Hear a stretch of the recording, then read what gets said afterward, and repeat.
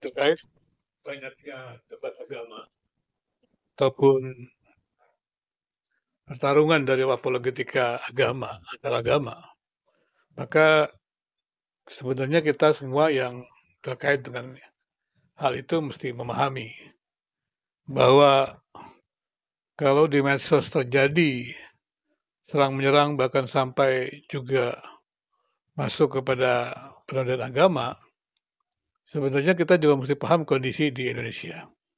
Jadi untuk teman-teman apologetika agama, baik Kristen, Protestan maupun Katolik ya, mungkin juga perlu memahami bersama ya, bahkan semua agama-agama.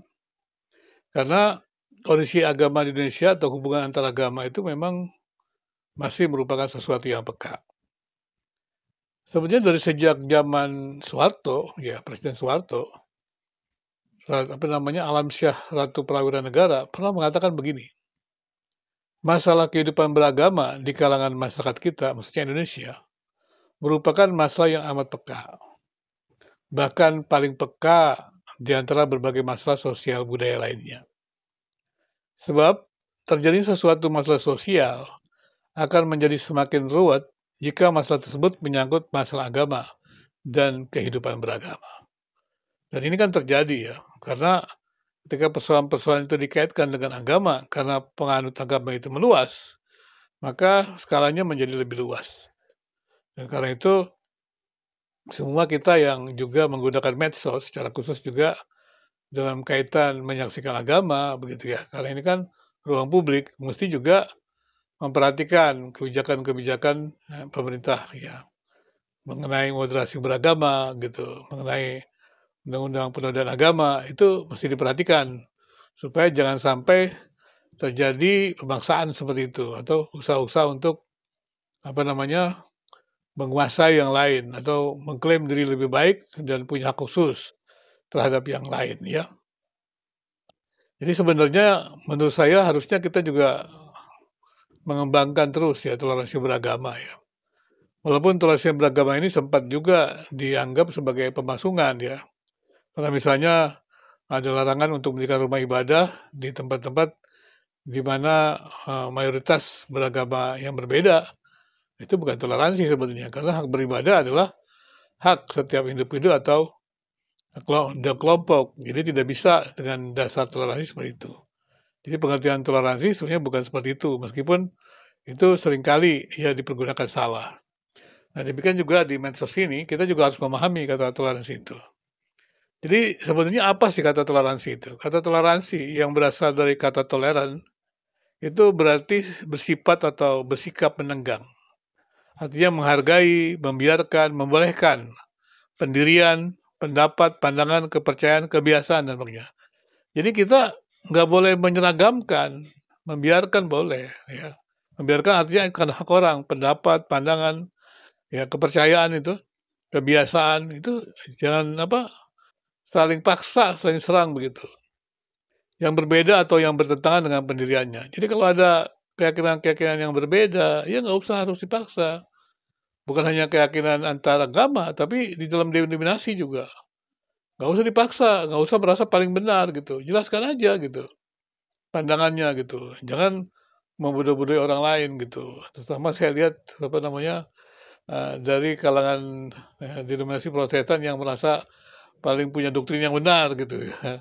Doktrin yang paling hebat ya, itu paling gampang meremehkan orang lain gitu ya, memaki orang lain, mengutuk orang lain, kan nggak boleh di negeri ini. Ya, kita berharap sih ada sebuah kesadaran gitu ya. Apalagi ketika dia bicara kepercayaan, dia bodoh-bodohin orang lain, nggak ada hubungannya kepercayaan dengan apalah istilahnya tuh logis tidak logis gitu ya. Jadi gimana gitu, seperti itu. Jadi harus hati-hati juga ya. Dan kata toleransi juga dapat berarti batas ukur untuk penambahan atau pengurangan yang masih dibolehkan. Nah, kalau dalam dunia kerja, toleransi berarti penyimpangan yang masih dapat diterima. Ya. Jadi dalam hubungan dengan agama dan kepercayaan, toleransi berarti menghargai, membiarkan, ya menghargai, membiarkan, membolehkan kepercayaan agama yang berbeda itu tetap ada. Walaupun berbeda dengan agama dan kepercayaan seseorang. Jadi hubungan antar agama itu tidak boleh saling mematikan. Ya. Harusnya saling mendukung gitu loh. Tapi kayak yang terjadi adalah seringkali saling mematikan. Bukan hanya hubungan antar agama, antar denominasi juga begitu. Saya lihat kan, dari kalangan Reform maki-maki karismatik, sesat, bidat, tapi mereka nggak pernah datang ke sana meneliti. Lihat seperti itu. Maki-makian, bahasa roh itu disebut juga dari setan, tapi mereka nggak pernah meneliti. Apa betul begitu? Apa semua begitu? Apa betul gerejanya, apa karismatik semuanya salah? Kan enggak juga, buktinya masih bertambah banyak juga. Dan kontribusi mereka untuk bangsa ini banyak sekali. Bukankah banyak pejabat-pejabat kita juga yang dari karismatik gitu. Jadi gimana kalau memang cara-caranya menyerang seperti itu. Jadi kurang toleran gitu loh. Bukan kita menjadikan toleransi alat pasung, bukan. Jadi kenapa tidak dihargai, membiarkan gitu. Selama itu tidak mengganggu ketertiban umum. Kalau mengganggu ketertiban umum ya dilaporkan aja. Tidak perlu dikutuk-kutuki, tidak perlu dihujat-hujat gitu. Demikian juga seperti saya lakukan misalnya kesembuhan ilahi. Kesembuhan-kesembuhan. Saya nggak menolak itu. Hanya saja kalau propaganda kesembuhan itu harus dilengkapi data-data yang transparan. Supaya jangan datang orang begitu banyak, tiba-tiba dia tidak mendapat kesembuhan. Walaupun kita memang tahu ada di kalangan gereja karismatik kan mereka percaya bahwa ketika Tuhan hadir di situ Tuhan menyembuhkan. Ya berarti kan kalau Tuhan hadir kan biasa dikatakan 2 3 orang berkumpul. Berarti ya mungkin pikiran mereka makin banyak orang berkumpul ya makin Tuhan hadir gitu. Tapi di dalam pertemuan ibadah-ibadah itu mereka memang mempersiapkan sungguh-sungguh karena mereka berharap Tuhan hadir dan memang ada banyak kewajiban Tuhan hadir. Disitulah ya ibadah-ibadah kemudian menjadi di mana perjumpaan manusia dengan Tuhan. Karena itu ibadah-ibadah di karismatik dirancang sedemikian rupa, ya dengan persiapan-persiapan yang luar biasa meskipun musiknya berbeda dengan gereja-gereja yang dari Reform. Jadi mereka juga melakukan hal yang sama gitu. Tapi ya biarkanlah gitu. Biarkanlah mereka mengembangkan kepercayaan-kepercayaan mereka selama tidak mengganggu ketertiban umum gitu. Kemudian juga ya, biarlah agama yang berbeda itu tetap ada gitu. Tidak usah dimatikan, tidak usah gitu. Tetap ada karena nyawanya agama adalah kebebasan. Jadi walaupun ada perbedaan agama dan kepercayaan seseorang itu ya kita harus menghargai. Toleransi tidak berarti bahwa seseorang harus melepaskan kepercayaan atau ajaran agamanya karena berbeda dengan yang lain. Tapi tidak mengizinkan tapi tetap mengizinkan, tapi tetap mengizinkan perbedaan itu ada. Jadi toleransi itu tidak membuat kita jadi sinkretis, tidak. Toleransi kita menghargai keberbedaan, seperti itu. Dan kemudian juga penyebaran agama kepada orang yang berbeda agama ya. Sebenarnya tidak harus menakutkan ya, seperti yang terjadi juga kan, dalam dialog ya Habib Ja'far dengan Bante ya, dan kemudian dengan Pendeta Marcel. Nah, sepertinya menakutkan gitu. Kita harus bisa menciptakan hubungan antar agama itu jangan menakutkan lah ya. Karena tidak ada yang menakutkan, agama-agama itu kan semua baik ya. Makanya diizinkan di Indonesia. Ya. Ya kalaupun mungkin terjadi perpindahan menjadi apa lain, kan itu kan memang hak dari individu. Karena kebebasan beragama itu adalah nyawanya agama gitu. Jadi tidak perlu harus ada konflik gitu. Apalagi semua agama yang ada itu sebut agama resmi negara ya. Sebenarnya lebih tepatnya agama yang diakui oleh penduduknya. Kalau resmi nggak resmi sebenarnya nggak ada ya. Semua agama diterima ya. Jadi agama-agama Hindu, Buddha, Islam, Kristen, Katolik gitu, Konghucu, ya mereka boleh hadir gitu. Boleh mengembangkan gitu. Tidak perlu ditakut dicurigai gitu ya. Dan juga umat-umat kelompok-kelompok komunitas itu tidak perlu harus mengkerangkeng individu-individu itu kan itu punya hak individu. Dia pindah agama atau tidak ya. Jadi jangan sampai gambaran agama kemudian menimbulkan konflik ya. Karena itu harus dengan cara-cara yang bijaksana, yang transparan gitu. Jangan tipu muslihat gitu. Ya, penyebaran agama itu seringkali juga dikeluarkan dengan masalah lain sebetulnya kalau terjadi konflik. Nah itu dia. Kalau ada kepentingan-kepentingan khusus, politik dan segala macam itulah yang menjadi masalah. Jadi bukan karena agamanya, tapi masalah ekonomi dan politik gitu. Nah ini perlu hati-hati ya. Karena kalau bagi umat Kristen sebenarnya kan kebebasan agama itu adalah kebebasan hati nurani ya. Maka perbedaan agama bukan merupakan sesuatu yang ditiadakan dengan segala macam cara, tapi keberagaman agama-agama tersebut ya harusnya menjadi saksi ya. Artinya setiap orang beragama itu kalau ingin agamanya dipeluk yang lain, ya dia harus hidup benar gitu, bukan hanya, apa namanya, meyakini agamanya tapi kehidupannya benar, baik gitu kan, itu kan menarik kan, itu kan nggak ada kekerasan, orang boleh milih dengan bebas gitu.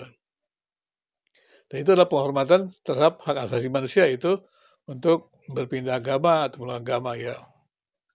Dan kita juga tahu kan bahwa tidak bisa orang pindah agama dipaksa, ya di Kristen juga begitu kan, itu karena anugerah Tuhan ya, jadi nggak perlu ada paksa-paksaan. Jadi menurut saya ya demikian juga ketika kita memakai apa, media medsos ini untuk menyaksikan agama itu ya nggak perlu harus dengan saling menyerang, saling mengalahkan gitu. Selalu saya katakan iman itu tidak perlu bukti gitu, jadi jangan saling mengalahkan, dialoglah gitu. Dialog damai dengan jujur gitu, dan tidak perlu maki-memaki, mungkin gara-gara di medsos enaknya memaki-maki, nggak bisa, ini kan ruang publik. Medsos itu ruang publik, ada aturan-aturan publik. Nanti Anda akan terkena aturan publik kalau saling memaki seperti itu ya. Jadi demikian ya, saya berharap ya apologetika semuanya kita baik Kristen, Protestan, Katolik, juga agama-agama lain bisa menggunakan medsos ini dengan perjumpaan-perjumpaan yang apa namanya santai, perjumpaan-perjumpaan yang tidak saling menghakimi, saling menghujat. Nah, perjumpaan-perjumpaan agama ini penting ya. Nah, kalau saya mendengar juga pernyataan-pernyataan dari anak-anak muda, mereka gemes karena kok bicara agama itu kayaknya peka sekali. Tapi memang betul, seperti itu. Nah, itu kenapa terjadi seperti itu? Itu mesti dipelajari juga karena memang seringkali agama-agama itu makin orang beragama itu makin menjadi eksklusif. Nah, kalau orang itu makin beragama itu menjadi makin eksklusif, itu menjadi fanatis. Kalau menjadi fanatisme, pokoknya dia bela agamanya. Makanya saya kadang-kadang suka mendengar, Pak Misar, kita harus berpihak sama Kristen. Berpihak di mana? Ini kan semua saudara kita di negara ini. Kita harus melakukan sesuatu dengan benar dong. Karena itu saya kalau pernah mendengar misalnya, ini minta maaf nih, ada partai-partai politik itu mengajukan, oh kalau saya menang saya akan mendukung Kristen. Kalau memajukan Kristen, pasti saya nggak bakal pilih. Karena dia mengkhianati, bagi saya mengkhianati apa namanya, perjanjian ikrar bersama sebagai negara Pancasila. Kan dia waktu dia di pejabat publik kan dia tidak menjadi apa namanya pelayan kelompok tertentu, tapi kelompok pelayan masyarakat Indonesia. Jadi nggak boleh ada diskriminasi. Nah saya pikir ini mesti kita lakukan gitu, sehingga perjumpaan agama-agama itu ya menjadi perjumpaan yang baik, yang menarik ya, dan anak-anak muda juga tidak tegang ya, karena sekali lagi apalagi dengan canda-canda yang kadang-kadang menimbulkan ketersinggungan. Saya sering mendengar itu dulu, orang disinggung sedikit ya pasti tentang agama, waduh marahnya luar biasa. Tentang yang lain-lain enggak, tapi kalau sesuatu agama, marahnya luar biasa. Mungkin mereka pikir kalau mereka nggak bela, takut kali kehilangan surga itu. Sehingga ada apa, kalau ateis, kenapa Tuhan perlu dibela kan gitu. Yang perlu dibela kan kita, bukan Tuhannya. Tapi orang-orang beragama ini kerjanya membela Tuhan gitu. Membela Tuhan dengan cara menghabisi orang yang tidak setuju dengan agamanya. Itu kan bukan membela Tuhan sebetulnya, memaksakan kehendaknya. Jadi tidak ada orang beragama itu membela Tuhan dengan cara begitu. Yang adalah memaksakan kehendaknya. Itu bukan kepentingan agama, kepentingan agama, tapi kepentingan individu. Mungkin ada kepentingan ekonomi atau politik. Dan itu bukan kepentingan agama. Kiranya kita bisa terus menggunakan ruang medsos ini, diskusi gitu ya. Ke teman-teman juga semuanya yang di ruang chat saya juga boleh berbicara tentang berbagai pandangan denominasi. Jadi saya selalu katakan Protestan itu indah dengan segala keragamannya. Bukan berarti kemudian kita senang perpecahan-perpecahan, tidak. Ya, lagi pula kan juga mau perpecah bagaimanapun juga Protestan kan arasnya hanya sedikit saja. Walaupun dikatakan denominasi jumlah banyak begitu ya sebenarnya kalau dipadukan lagi juga ya nggak terlalu banyak juga seperti itu. Itu masih bisa juga gitu, masih bisa bertemu gitu. Maka kalau bisa begitu ya kenapa kita nggak bertemu lebih luas lagi. Jadi membangun hubungan antar sesama ya, antar agama. Jadi demikian juga menguatkan pembangunan Indonesia dengan agama-agama itu berperan dalam pembangunan bangsa, berarti punya hubungan baik dengan pemerintah, antar agama, dan di internal agama itu juga ada kerukunan, supaya kerja kelas agama itu juga bisa ada di dalam komunitas itu, dan kemudian antar agama dan secara bersama-sama membangun Indonesia yang adil dan makmur.